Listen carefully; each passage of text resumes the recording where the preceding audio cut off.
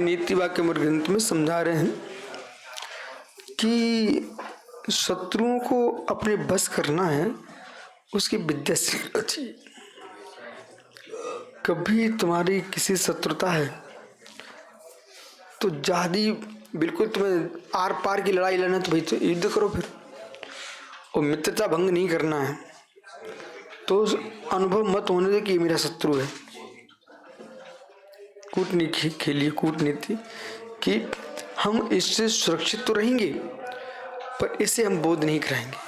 दूसरे पक्ष मुझे मालूम है कि ये व्यक्ति मेरा निंदक है, मेरा शत्रु है, पर खुल के नहीं आ रहा है, तो मैं उससे ये नहीं बोलूँगा मुझे पता है तुम मेरे बारे में क्या बोलते हो।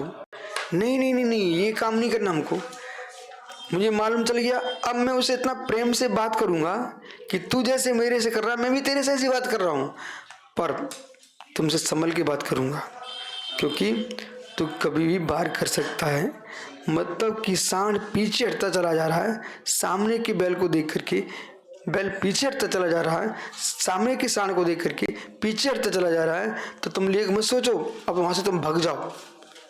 ये सांड पीछे हो रहे ना, ये वापस आके फिर जोर से टकराने वाले हैं। एक जंगल में भोला ने बोल दिया सोच चले जाओ, अब इस तो बोल के भग जाते हैं लोग दूर से, अंदर क्या हो रहा है इन्हें पता ही नहीं रहता। वहां 7 सांड थे सुबह से, 7 सांड, 7 और बहुत गाय बैल भैंस थे वहां। अब उस पर क्या हुआ कि वे आपस में सातों के सातों लड़े और फिर ये छोड़ छोड़ के चले गए। हमने सोचा अब ये चले गए, मैं थोड़ा दूर चला गया, मैं दूर से देख रहा हूँ और हमने देखा एक वृक्ष, और वृक्ष के पास जाके खड़ा हो गया। हमने देखो वोटर करो, फिर ये ऊपर पीछे गए और एकदम दौड़ के आया फट। मेरे को देखा ऐसे ये देश से रहते ना, शीत बोले अभी सीज फायर कर दिया। वो तुम क्या कर रहे, तैयारी कर रहे, तैयारी बोले सीज फायर, वो तैयारी कर रहे आप आपस में, लगता कि हाँ लोगों ने खुशी मना ली, फिर वे दौड़ के फिर टूटेंगे। तो ये समझा रहे हैं कि भाई तो कैसे ग्रहण करें। 24 घंटे अपनी रक्षा करना चाहिए, प्राण की और यश की, चारित्र की, 3 की रक्षा करिए आप। प्राण यश चारित्र, प्राण यश चारित्र।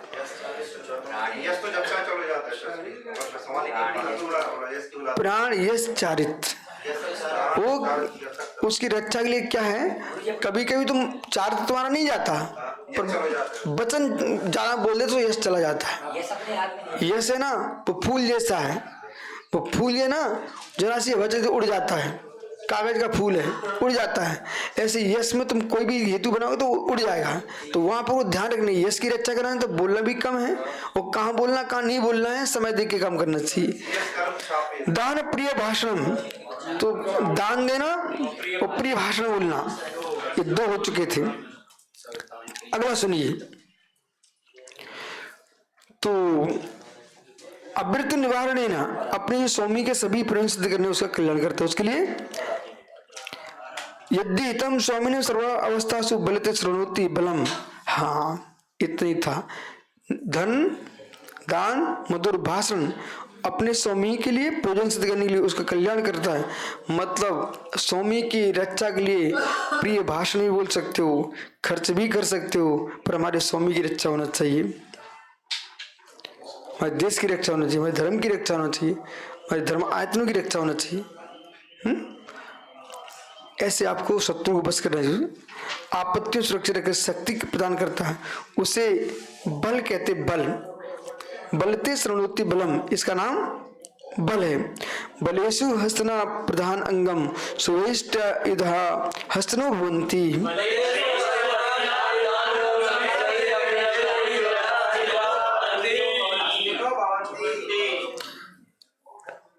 अगला सूत्र कह रहा है बल तो बहुत है पर इन बलों में प्रधान बल कोई है तो हाथी है।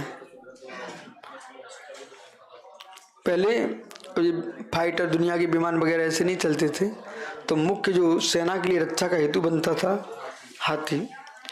हाथी पे बैठा रहा सम्राट, हाथी अपने प्राण दे देता है, अपने सूंड कटवा लेता है, लेकिन बाहर नहीं, तो उसको गुस्सा आ गया ना तो फिर खीसों से यानी दांतों से, सूंड से, पैरों से, जैसे बने वैसे शत्रु को परास्त करने के लिए तो हाथी बलवान होता है। तो राजे महाराजे हाथी बैठकर युद्ध करते, शत्रुघ्न सेना में प्रधान माने कि क्योंकि अष्टायुध होते हैं। सुनिए, हाथी को क्या कहा? अष्टायुध। हस्ती प्रधान राज्ञा, ये देखिए हस्ती सूर्य अष्टविधा। अब उन्हें 8 अष्टांगी अष्टविधा क्यों कहा? 4 पैर, चारों पैरों से वो वार करता है, पीछे भी वार कर देता है, आगे से भी कर देता है। वो पकड़ करके उसने नीचे पैर में दबा दिया शत्रु को, ठीक है। तो अपने चारों पैरों से और 2 दांत मारता है, ठीक है। पूंछ, वो पीछे तो मोया ऐसी पूंछ मारना, पता चल जाएगा है? तार जैसे रहते हैं पूंछ और सूंड, ठीक है। अब देखो 4 पैर, 2 दांत, ठीक है, और पूंछ और सूंड, ये 8 युद्ध होगा। तो 8 से युद्ध शत्रु विनाश करने विजय श्री प्राप्त करते। इसलिए जबकि पैदल आदि सेना द्वारा खड़ग आदि हथियार धारण करते आयुधवान शस्त्र साधारी कहलाते हैं, उनके पास उतने ही काम कर। पर हाथी क्या करता है? उसे गुस्सा आ गई, अपने स्वामी भक्ति है तो पूंछ से भी बार मार देता है, अपने बगल में कोई खड़ा नहीं होता, लात भी मार देता है, ये पैर मारा, ये पैर मारा, ये पैर मारा। इसलिए अशुद्ध कहलाता है। आगे विचार करेंगे।